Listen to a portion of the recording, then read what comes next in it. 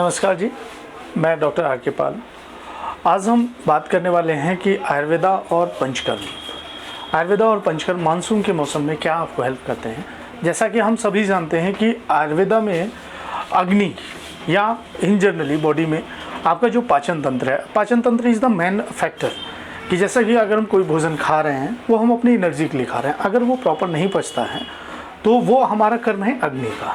और अग्नि का ही बेसिक रूल है सारी बॉडी में धातुओं को पुष्ट करना, शरीर को ताकत देना। अगर अग्नि प्रॉपर है, जैसे आप पतीले में खाना बनाते हैं, अगर उसमें आग का रेशियो सही है तो खाना सही पकेगा। अगर कम है या ज़्यादा है तो वो खाना डिस्टर्ब होगा। सेम एज हमारी बॉडी में होता है अग्नि का रोल, कि अगर अग्नि हमारी बॉडी में सही है तो हम जो खाना खा रहे हैं वो प्रॉपर पचेगा और मल अपने आप बॉडी से टॉक्सिन्स को निकालेगी।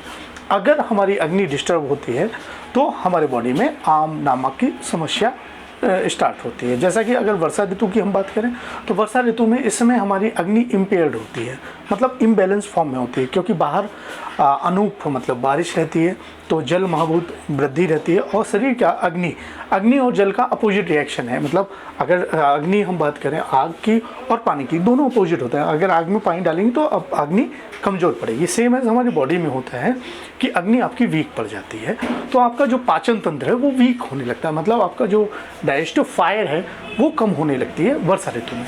तो इसके लिए आयुर्वेदा में बहुत सारी चीज़ें बताई गई जिसमें हम कुछ चीज़ें आपको बता दे रहे हैं। जैसे इस समय वर्षा ऋतु में सबसे पहले खाने के लिए बोला गया है शहद। आप जब भी भोजन करने जाएं तो उसमें आधा चम्मच डेली आप पहले बाइट में शहद लें।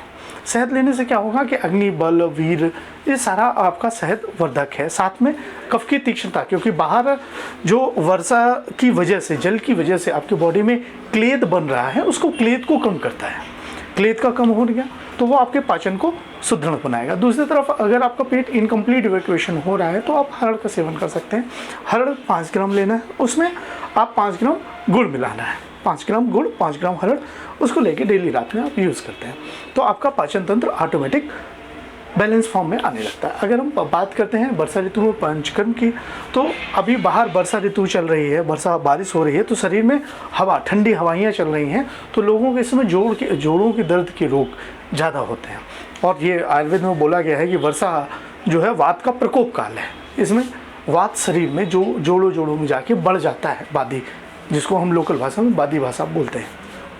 तो अगर आपका वात बढ़ा हुआ है तो वात को कम करने के लिए या बैलेंस करने के लिए, बांधने के लिए सबसे बेस्ट होता है बस्ती करना, जो आयुर्वेद में एक चिकित्सा है, कंप्लीट ट्रीटमेंट है और उसका हम लोग यूज़ कराते हैं। ध्रुवराज आयुर्वेदा में हम लोग पंचकर्म करते हैं और इस समय जो मानसून में चल रहा है रोग, उन सभी में जैसे जोड़ों के रोग हैं, पाचन तंत्र संबंधी बीमारियां हैं, साथ में त्वक रोग है, स्किन डिसऑर्डर हैं, तो उन पे भी हम काम करते हैं और बखूबी जो भी बढ़ा हुआ वात, पित्त, कफ और धातु में इम्बैलेंस है उनको हम बैलेंस करते हैं। नमस्कार, जय धन्वंतरि।